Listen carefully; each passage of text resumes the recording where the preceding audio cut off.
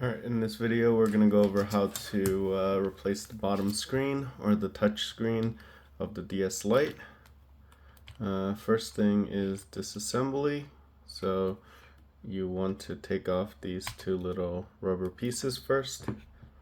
The thing about the DS Lite is there's a mix of tri-wing screws and also Phillips head screws. So battery cover is a Phillips head. You take out the battery.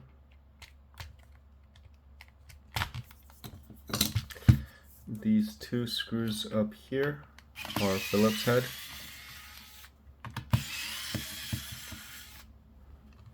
These two screws underneath the battery are also a Phillips head. So there's 4 Phillips head screws in total.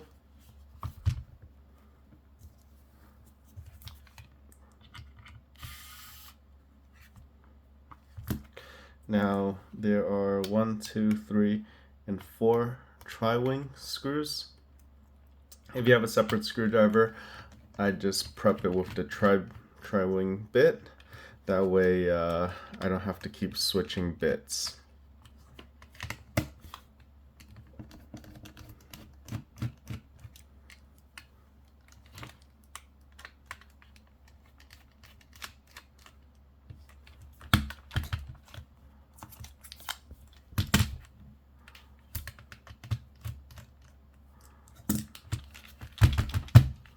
Alright, once you get those screws out, you just lift the piece, the back cover off.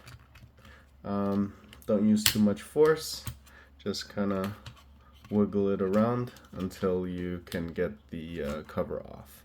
Make sure you're very careful with the volume button, which this fell out here.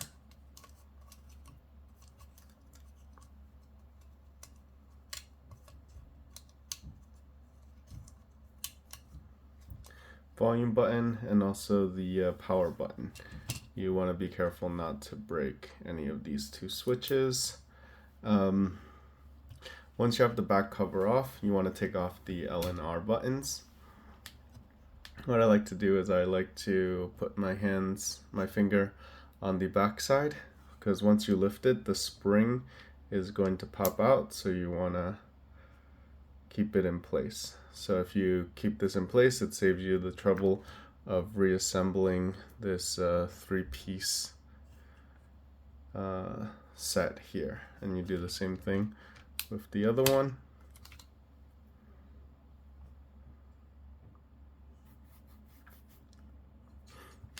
Now there's one more Phillips head over on this side.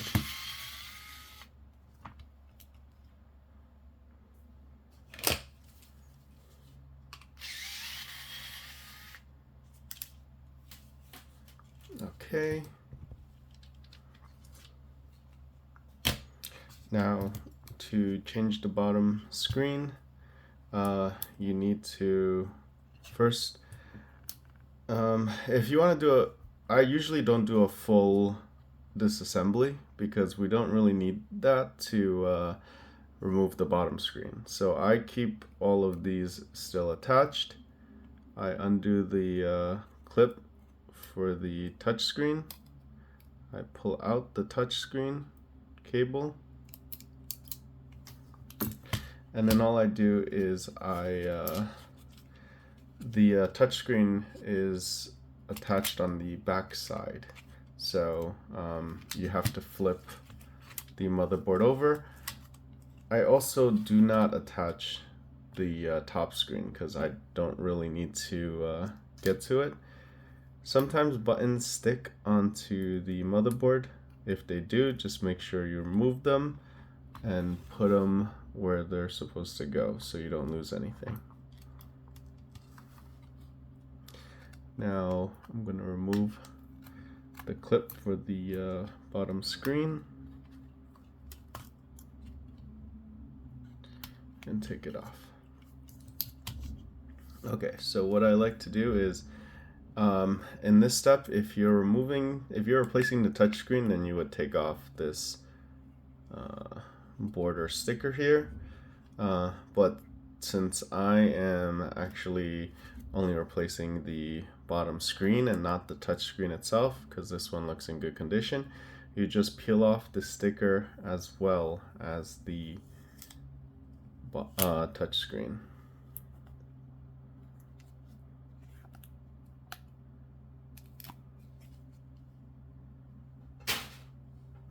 Now what I like to do is I like to put the touch screen back in its original position first.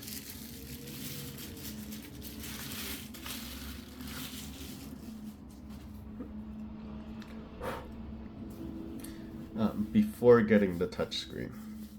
I cleaned the touch screen just to make sure there's no dust or anything. And then I place the touch screen in its place. And I press down. The reason I do this is so that I want to make sure the touch screen and the LCD screen are lined up properly. Now I lift the whole thing up. It won't really actually adhere anymore, but you kind of just hold it together. That way you know it's in the right position. Now I reconnect the bottom screen.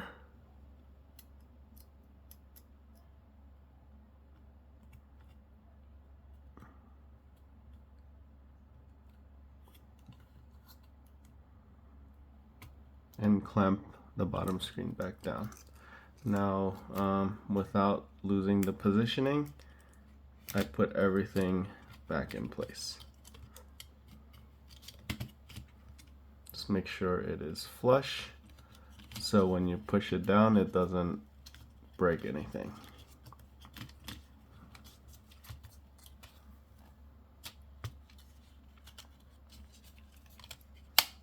Okay.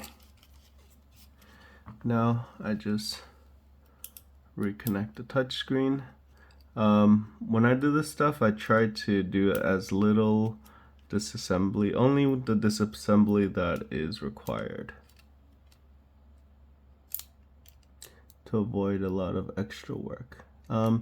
It's kind of hard to see, but I am lifting up the touchscreen clasp and then putting the touchscreen in its place.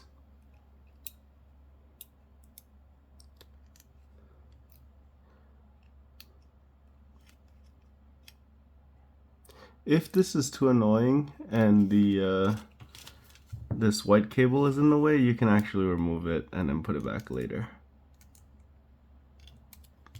You know what, let's just do that because this one is getting kind of hard.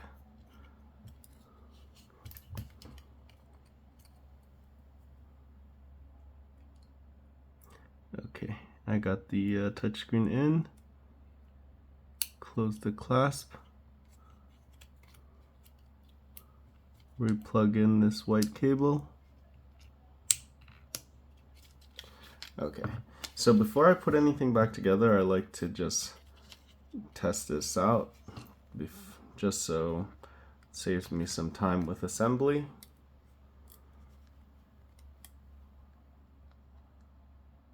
Oh, that's not good. Oh, okay, that I just moved my, oh, that's not good.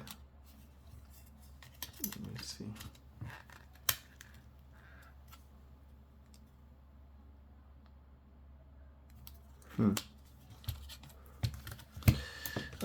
When that happens, it probably means that the touch screen, the bottom screen wasn't plugged in all the way. So let me redo that.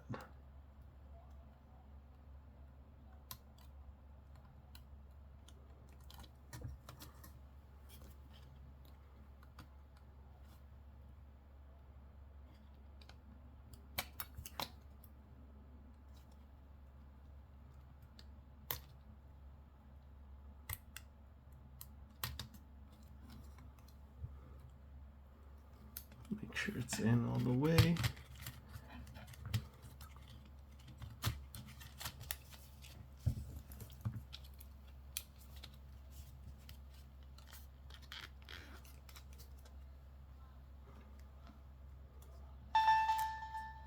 Okay.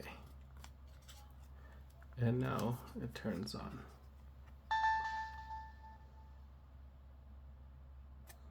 And as you can see, the bottom screen works, touch screen works.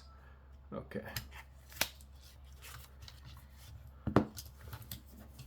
Now all we got to do is reassembly.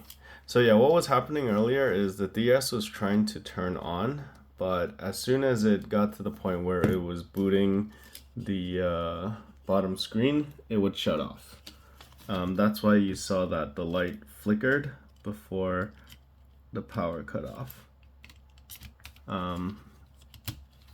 Usually that could mean that the bottom screen is either defective or the it's not plugged in all the way.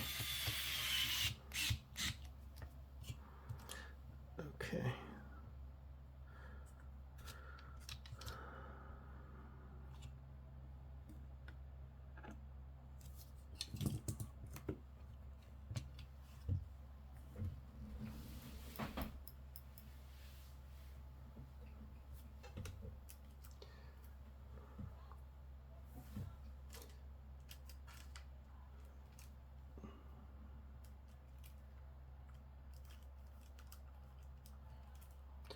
Okay, so for reassembly, you just put the two Phillips head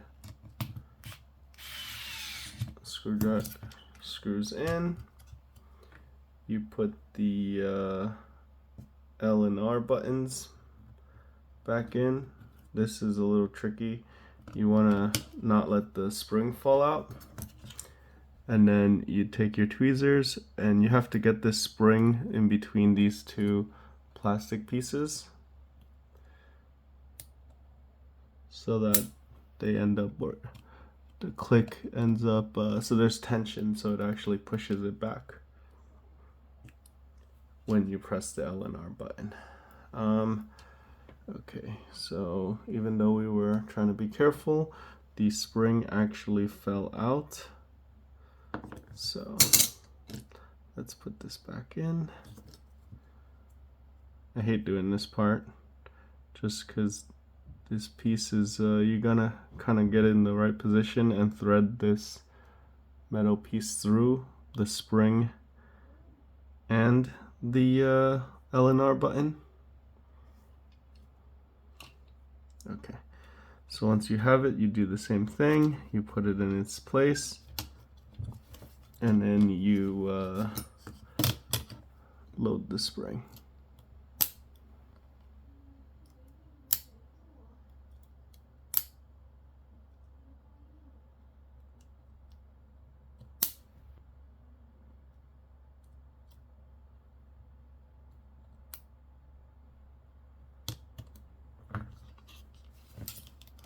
Okay, so to put the back cover off, you want to make sure your power button and your volume is in the correct position. So what you want to do is make sure the power button is all the way down. What I like to do is put the volume button all the way to the left. So you also put the volume switch on this all the way to the left. You put it in from the bottom first, so the volume button is already in place. Just double check that the power didn't slide up before you push it in, and that's it. Now you do the reassembly. These two screws over here are a little gold color. That's how you can tell the difference.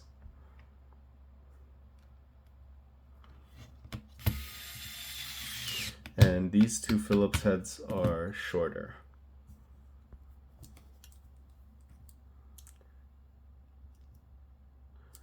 Now you got the tri-wing screws on the corners.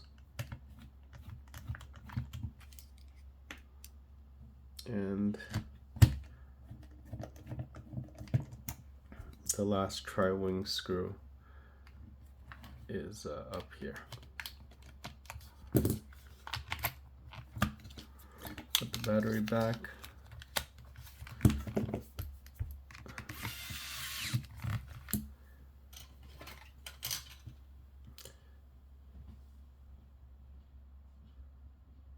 And that's it, you're done. You can just kind of test it out to make sure it's still working and everything is in the right position.